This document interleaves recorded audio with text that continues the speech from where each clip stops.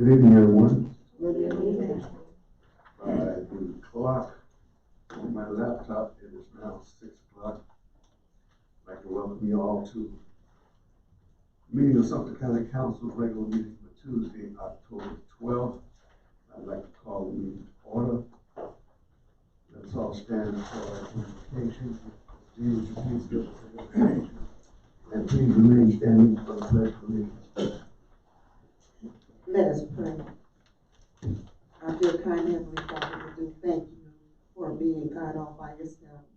We thank you for being the one in whom we live and move and have our being. As we begin our meeting this evening of the Sumter County Council, we invite your presence and ask that you just abide with us in everything that we do. We thank you for everyone under the sound of my voice, and we especially thank you for our men and women who serve in uniform, especially those who serve in harm's way. Let them know that they are not alone. We ask a special blessing upon families and friends and those who are still suffering from a loss because of the COVID-19.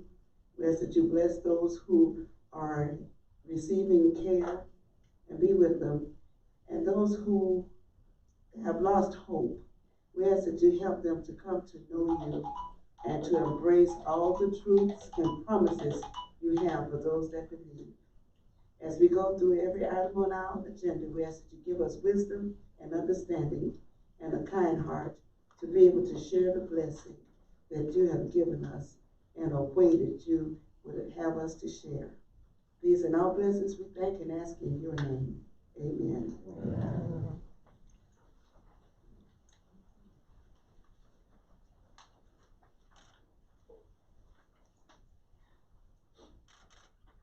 Pledge allegiance. I pledge allegiance to the flag of the United States of America, and to the republic for which it stands, one nation, under God, indivisible, with liberty and justice for all. Mrs. Blanding, Mr. Baker, if you would just stay right there for a moment. Mrs. Blanding is going to read your profile, and before she does, I just want to say thank you before everyone for all of your service. And after she has read your profile, I'll come down and present the certificate. That was an honor. U.S. Army veteran Robert L. Baker Jr. is a lifelong resident of Sumter County. After his military service, he dedicated his life to law enforcement and became a Sumter County Sheriff's Deputy. He retired as captain after 29 years of service. Mr. Baker has been the Sumter County Coroner since 2017. He is also a member of the American Legion Post 15. He is married to Terry Baker, and they have 6 children and 2 children and 6. You didn't want those extra. 2 children. 2 children and 6 grandchildren. He currently lives in County Council District 5. Thank you for your service.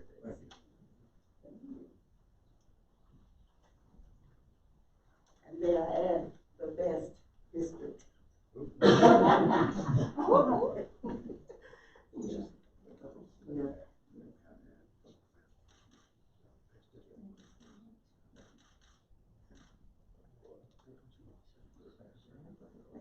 Thank you. And it's an honor to serve everybody in Sumter County.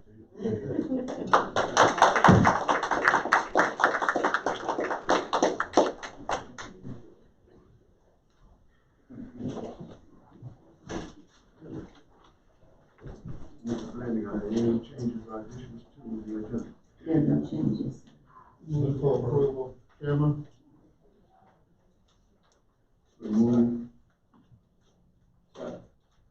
Moved by Mr. Bacon, seconded by Mr. Edens, that we approve the agenda. Any discussion? Hearing none, all in favor of approving the agenda, please say aye. Aye. Ayes have it, the agenda is approved. Have a motion to approve our minutes from our regular meeting for Tuesday, September 28th, and the special meeting for County Council on September 28th as well. Move for approval. Second. Been moved Lee, seconded by Mr. Baker, that we approve the minutes. Any discussion? Hearing none, all in favor of approving those two sets of minutes, please say aye. Aye. All opposed. Land use matters. RZ 2119 through.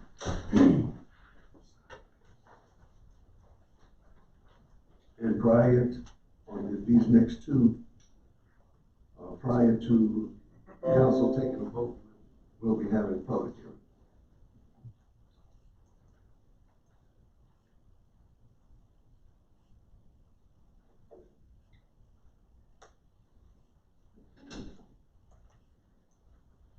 Just a second, my technology is not catching up with everything.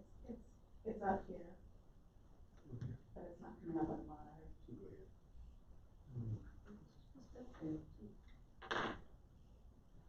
I do. Helen Reedman for planning staff. Our first request this evening is RZ 2119 at 301 East Hunter Street. The applicant is Mr. William Hayes, as an authorized agent for the property owner. Mr. Hayes, as well as the property owner, here this evening to speak on behalf of the request. This is to rezone about 3 3/4 acres of property, a portion of a larger tract of land, from residential land to agricultural conservation. It's this block that fronts on Fairfield, Laverne, and East Hunter Street. The only street that's actually been constructed to date is Fairfield Street. East Hunter and Laverne Street are paper streets on this portion of the property. As I said, the request is to rezone from R9 to agricultural conservation in order to allow the placement of a single manufactured home on this portion of the larger tract of land. The property is currently undeveloped and it is zoned R9. It is the undeveloped portion of a residential subdivision that was platted 70s and 80s. Although it is zoned R9, we lack the sewer infrastructure in that area to support R9 style development at this time. When we look at rezoning property, we look at the comprehensive land use plan. Normally in the suburban development planning area, we would not be supportive of what is commonly referred to as downzoning the property from a residential designation to an agricultural designation, excepting for the fact that in the suburban development planning area, we expect suburban density such as R9 to be supported by public sewer and water. The absence of sewer in this area actually makes R9 development in this area impractical.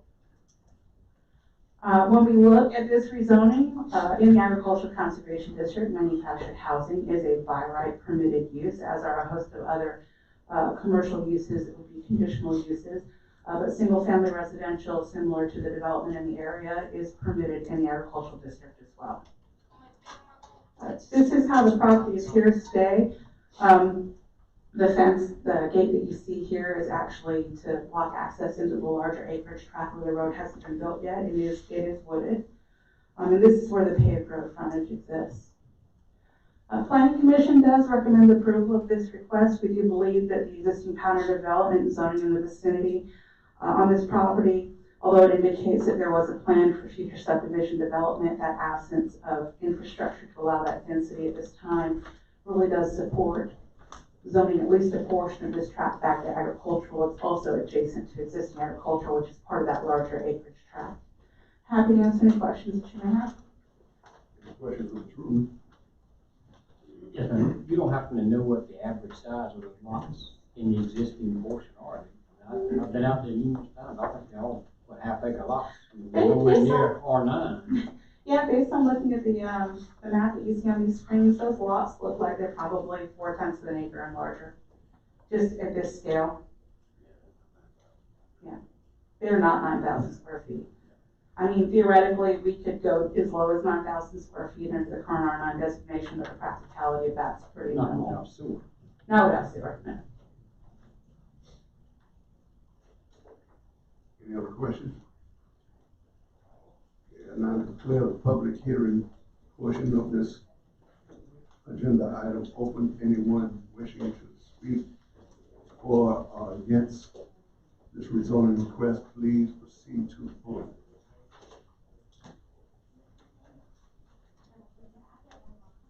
My name is Mike Lynn. I live at 139 Laverne Street. Been living there for 42 years. That's a house with that is R9 rated, why do we need to change this now because somebody wants to put a trailer house in there? I don't understand. You're talking about having sewer. We never had sewer in there. You got septic tanks. You got well water. Mainly because nobody wants it. So that would be my request if you don't grant this request to change it to agriculture commercial or agriculture conservation or whatever. Thank you. Ms. Rubin, this request to rezone is just for that lot, right? Not for the whole area. It's only for the area that you see highlighted here in the hash mark in that block that's bounded by Fairfield, Hunter, and Laverne. And the rest of it will remain R9. The rest of it would remain zoned just as you see here. That road is Fairfax, not I'm sorry. Fairfield. I apologize. Anyone else?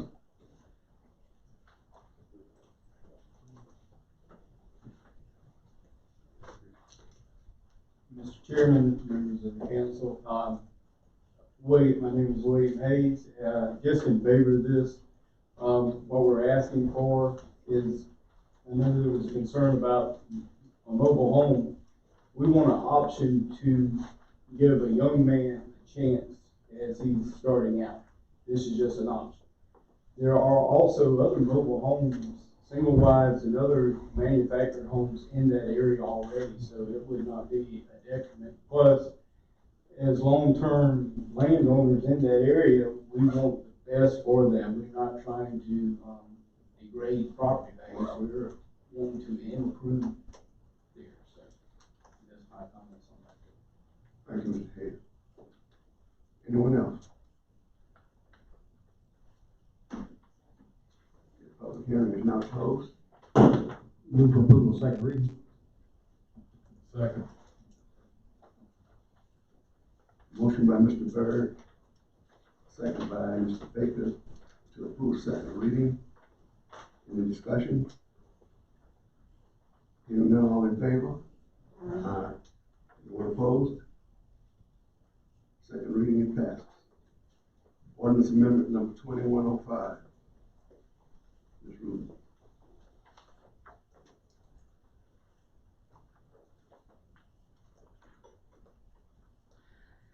This request at OA 2105 is in relation to drinking places and special events facilities within the county. It would amend multiple sections of the zoning and development standards ordinance to provide definitions and specific requirements for special events facility uses, as well as just definitions for drinking places, nightclubs, and bottle club uses. A little bit of background, the amendment is being proposed to address some trends and factors that we've seen. Particularly, there's been an increase in the frequency of requests to establish special events facility uses throughout the community, with a lack of clarity in the ordinance text on what constitutes a special events facility. We've seen people coming in to license special events facilities, but what they're really wanting to do is run BYOB or bottle clubs, which under our ordinance right now are not currently defined, and it circumvents the special exception review process that a bar or a nightclub that has a Department of Revenue on-premise consumption license is required to go through. We do believe that there's some inadequate land use requirements specifically for special events facilities so that we can finitely distinguish one from the other. And so that's what we're attempting to do with this proposed amendment. In short, it would require bring your own bottle or BYOB clubs to go through the same special exception review process that a drinking place that has an on-premise consumption license would. And then it would define what a special events facility is in terms of it being a facility that's for one-off events that are rented, similar to like a wedding events venue or somewhere where you would have your family reunion, you would hold a gala, those sorts of event facilities. We're looking at amending the definition specifically to define what a drinking place is. This would be what you're thinking about in terms of a bar where they have the state revenue license to have a liquor by the drink or on-premise consumption license. We also define bottle clubs, which just basically says that this is also a bar, only they don't sell the alcohol. You're bringing it in yourself. They generally do require a cover charge to come into these facilities. They operate in a very similar manner to a bar in terms of time, place, and manner, with the exception of they would not be providing the alcohol the patrons bring with themselves. We would further define what a nightclub is. It's essentially a bar that provides some other type of entertainment and dancing. And then the special events facility, which would be a commercial facility rented to individuals or groups or organizations and used to host gatherings such as, but not limited to, weddings, receptions, meetings, galas, networking events, and conferences. These facilities cater to significant diversity of individuals, groups, and organizations on a contractual basis, with those individuals, groups, and organizations holding unique events on an irregular basis only. Such individual groups and organizations contracting to rent the facilities may provide alcoholic beverages for guests in accordance with any applicable state laws. And this definition does not include bottle clubs, nightclubs, or drinking places. We would also look at amending where special events facilities are allowed. Currently, they fall under SIC code 7299, which is actually a business services classification. By defining what a special events facility is and pulling out of that larger SIC code group, we would look at removing them from professional office zoning districts as well as neighborhood commercial, and then making them a conditional use in limited commercial, general commercial, light industrial warehouse, mixed use industrial districts. And then they would continue to be a C300 use in the agricultural conservation zoning district. We have some specific review criteria that we would look at as part of the special events facility conditional use process, where we designate an on-site manager with their contact information being available. We have an operational plan that's submitted with the conditional use application that defines the information that's being requested in this list on the screen, talking about capacity of the building, contact information for the facility manager, types of events that they're anticipating holding, how many events they're looking at having per year, how their solid waste will be handled in terms of garbage, a floor plan showing how each space in the building is going to be used, as well as a plot plan showing the layout of the property itself with site access, parking, etc. This is all stuff that we look at through the building plan review process as well as through the site plan review process. We would just be codifying it as part of the review process for this specific use. And we would also be looking at vehicular access to the site just to make sure that it's suitable in terms of in and out traffic, that we're not creating a safety issue there. Again, this is stuff that we look at in the conditional use review process as well. We're just spelling it out clearly for this particular site.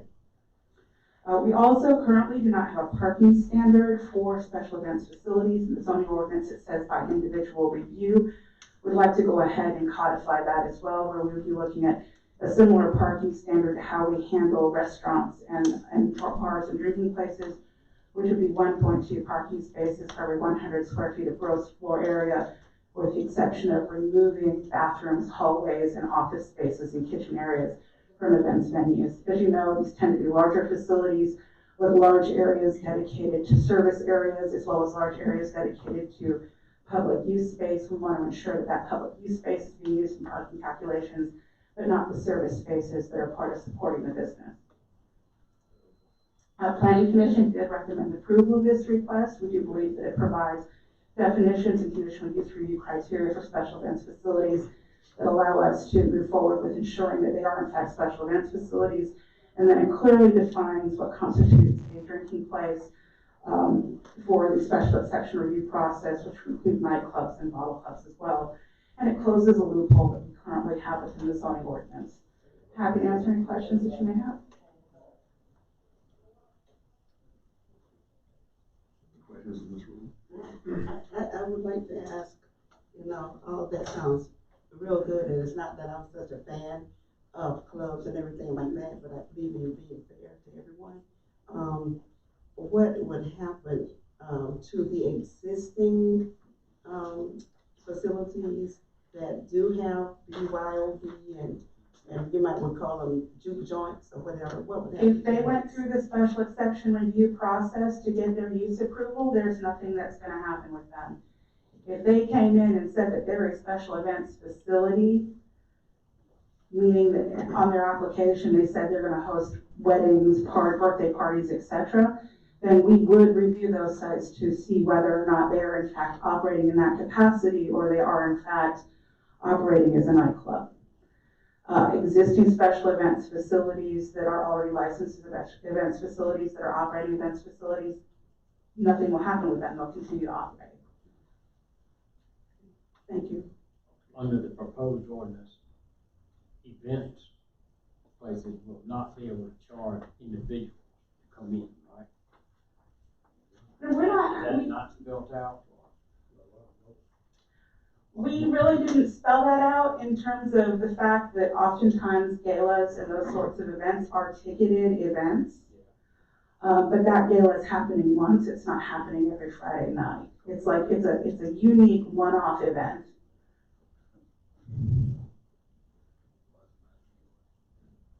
Any other questions? Okay, we will be having a public hearing as well. Anyone wishing to speak for or against this ordinance amendment, please proceed to the podium, state your name.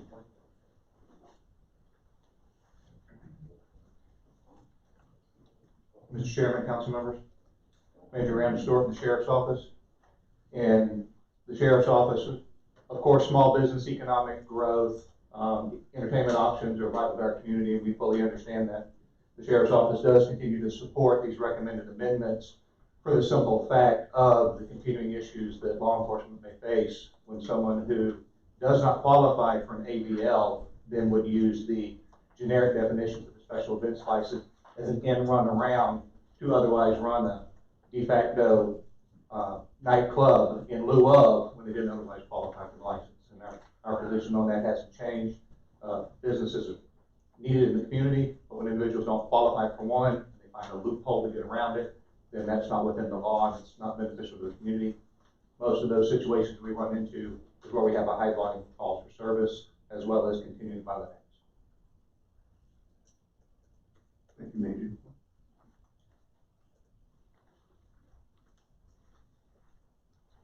Anyone else? Seeing none, public hearing is closed. Second read. Second. Moved by Mr. Eden, seconded by Mr. Baker. That we have second reading on ordinance amendment number 2105. Any discussion? All in favor, say aye. Aye. All opposed? Ordinance amendment 2105 is approved. Resolution 2110. Mr. Chair, council members, good evening. Resolution presented tonight is basically the public announcement that the county's intention to move forward with the capital penny sales tax process. This is not the end vote. Obviously, it's a process that will take about 8 or 9 months, beginning the end of this month, possibly early next month, and we anticipate will run until at least next May or June. But this is a public announcement of the county's intention to move forward with the process. Obviously, the way the process works is that a penny commission will actually be formed after the first of the year to review a number of projects. They will submit a list to county council. County council, likely in its May meeting, will then have a final vote whether or not to move forward with the capital penny process, capital penny projects on the referendum, what will be in November. So we're basically formally announcing tonight. That's what the resolution purpose is. We formally announce that we are beginning the process. Any questions? Move for approval. Second. Moved by Mr.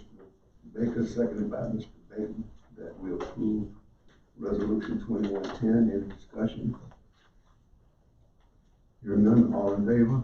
Aye. All opposed? Resolution is approved.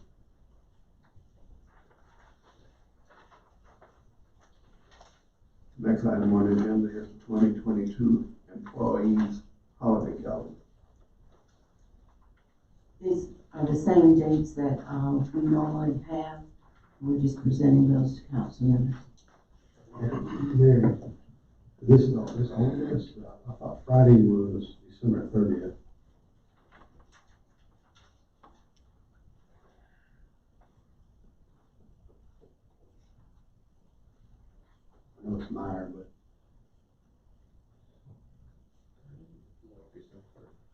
31st is Friday. 2022. No, Yeah, that's right, 2022. 2021. So this is 2021 or 2022? It's 22. Okay, so this is this print. We'll make that adjustment. that's fine. I just- Thank you, sir. I just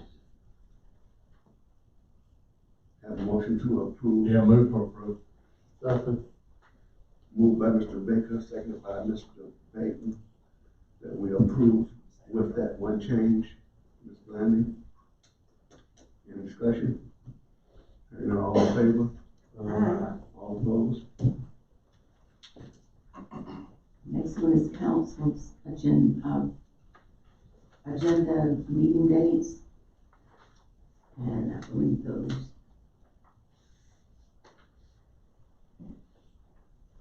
Did you still want to just? Second. just like- Moved by Mr. Eden, seconded by Mr. Baker, that we approve the, meeting schedule for council for 2022. Any discussion? All in favor? Aye. All opposed? Ordinance number 21-964, and for this second reading, the public hearing will be held at third reading. Mr. Johnson? Mr. Chair, members of council, 21-964 is an ordinance to approve a new business and industrial and business park with Kershaw County. The park agreement is attached. Be glad to take any questions if there become changes since first reading. Move for approval, second reading. Moved by Mr. Berg, seconded by Mr. Edens, that we have second reading on ordinance number 21-964. Any discussion? Hearing none, all in favor? Aye. Committee reports. Any reports from council members on any other meetings, trainings, and/or conferences?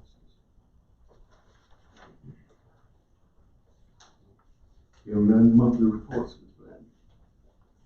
Yes, sir. The first one is just to let council members know that, CC Winan will be in town. If you all are interested, let me know. The next one is the VOC,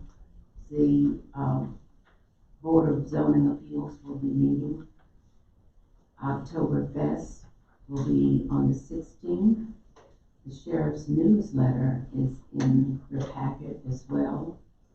There are cleanup days in Sumter, combination of the city, the county, the Chamber of Commerce, and other local agencies working together. Let me scan up on this one, go up to the top. The Chamber of Commerce 50th anniversary for the Chamber is scheduled for January 28th through January 30th. And let me know about that if you're interested in participating in that. The Public Works Department monthly report is in your packet, as well as our Sheriff's Office monthly report. And last but not least, the Cobra report is in your packet as well. That's it. Thank you. Mr. Mixon, County Administrator's report.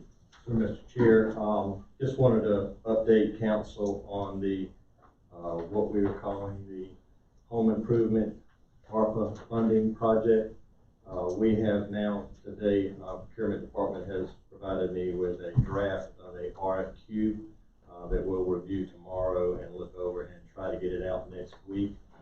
Just to remind council, what we propose is to allow, and we will put that out for 15 days for the RFQ, that's our intent, and allow agencies that have experience and knowledge in providing this service for home repairs to apply to the county. Then we'll make some selections based on those responses, whether we use one, two, or more possible agents to provide that service for the county and for the citizens of our community.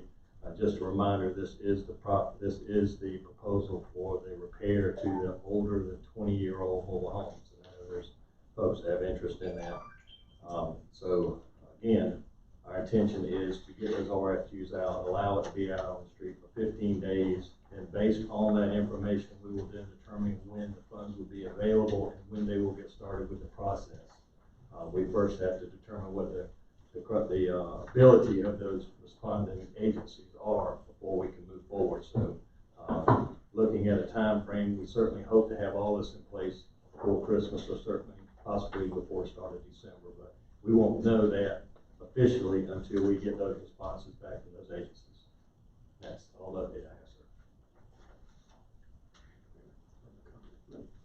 sir. Mr. Chairman, before we go on, I'd like to comment on the administrative report concerning the Sumter County COVID-19 update. There's some very important issues, items that I think the public need to be aware of. As we look at last report and this report, we continue to have someone dying every day from COVID-19. We also have increased the number of people who are eligible to get vaccinated, have increased from last report, 1,555. However, that's only 43% of the population in Sumter that are eligible to get vaccinated. This is a very, very low number and a very dangerous one, because the majority of people that are being hospitalized, the majority of the people that are on ICU, NICU, and the majority of the people on ventilators, 95% of those people are unvaccinated, which means that these people are spreading the virus throughout the county. Also, we don't have a mask mandate, which will probably help to reduce this number, but I'm encouraging people to do that. We have 38 veterans that have died as a result of COVID-19, and that's 13% of the people that have died since we started keeping a record. So I'm just going to encourage everyone who have not been vaccinated. I just want to plead with them to please, please, please get vaccinated, and do not listen to all of the misinformation that are being put out there. Stop listening to all of these conspiracy theories that are out there. They're only going to do you harm. They are not for your benefit. Please get vaccinated. Save your spouse, save your children, save your friends. Also, please wear a mask, because there are a lot of people that are unvaccinated. You should be wearing a mask when you're out in public. So that's my plea to the people. Please take care of yourself, and may God be with you. Thank you. Come now to the public comment portion of our agenda. Citizens desiring to speak are limited to no more than 3 minutes. Comments are to be made through the chairman. Anyone wishing to speak to council, please proceed to the podium and state your name for the record. Public comment section is now open. Mr. Chairman, Councilman, good evening. My name is Frank Kelly. I was here last month, and but first I want to thank you all. I rode around through the Wakefield area where I live at, and I noticed you all have started on the road condition, and we appreciate that. But it's something that I didn't speak on last month. A lot of people still working there. Some of my elderly people, some of them been there their whole life. And it's difficult when tree limbs or trees fell and fall in the road, and sometimes they have to drive around in the side of the field or something, issues, and sometimes get stuck, and we have to pull them out. Now, what I understand from the highway people, they have a problem with getting help to clean up the area. I went and talked with them about it, because they take like 3, 5 to 6 days for somebody to get down there. And we called them constantly, asked them to come do it. Tree fell in front of my driveway. They stayed there for about 5 days, and I called them. But our thing is, we pay taxes. And we get out there and cut trees ourselves sometimes, move them ourselves. I'm saying that too, that a lot of people can't do that. They're bad enough, the road is messed up. But when the trees get down, we cannot get out through the road. These elderly people, people that are working, it's a real problem to them. And what the supervisor told me was, well, that is not acceptable to us as taxpayers. We pay tax. We need the road clear so we can get out, get to work, get to the store. One lady had to move out from down there because the bus stopped picking up her kid in front of the door. And that's a real problem. Why should she have to move? Because the buses stop coming to pick up her kids. Some people have to go meet the buses. And these are taxpayers. You shouldn't have to live like that. Thank you. Thank you, Mr. Kelly.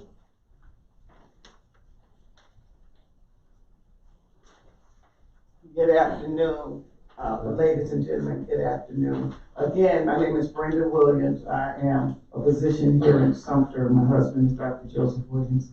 Our group, the Family Unit Incorporated, a 501c3 nonprofit charitable organization that sure, again, thankful to the Sumter County Council for being compassionate and caring for the lower income people in our county. There's a lot of poverty in Sumter. I think that the community is judged by how we treat the poor. And so we certainly appreciate it. My sister, as a matter of fact, Frederica Tahaka, raising her hand, is from Savannah, Georgia. She's visiting with us, making home visits with us out in the community. We visited some homes today. The family unit has, by God's grace, only been able to help some families when the city and the county were a little slow on some very vital things. So anyway, we want you to continue doing what you're doing. Set aside some money. We're asking for 1/10 of that $1 million to go toward the poor. It's not much. It's like tithing in church. 1/10, that's $1 million toward the poor. We're asking the same thing of the city. And so certainly continue doing what you're doing on the behalf of the low-income people in Sumter County. We appreciate it. God bless you. Thank you, Dr. Williams.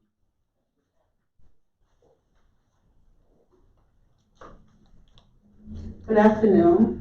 My name is Maggie Smith. My concern is a bus concern. I live out in the county, and for the last 30 years, we had a bus that was coming to pick up my kids, my grandkids. But anyway, they stopped coming to pick up the kids and said that the reason why they couldn't come was because one of the farmers said that they didn't want the bus driving on their property.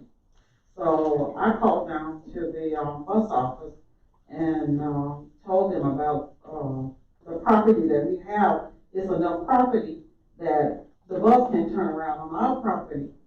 And they told me that they were going to send someone out there. So as of today, nobody has came out to our house. So my daughter has to go in the morning, 2 trips in the morning, 2 trips in the afternoon to take the kids to and from the bus stop. So I would like for someone to please look into this issue. Also, I would like to thank Dr. Brenda Williams for coming out to our house today to evaluate my daughter's mobile home. She has a lot of work that needs to be done, and I would like for y'all to please consider giving the family unit money to help the people in the county, because there are a lot of mobile homes out in the county that needs a lot. Thank you, Ms. Smith.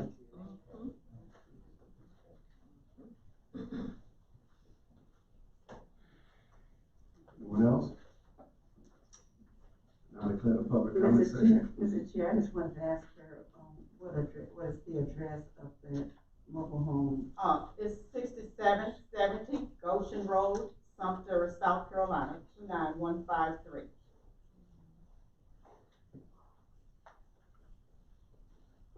Move for adjournment. Second. Moving and properly seconded that we adjourn. All in favor? We are adjourned.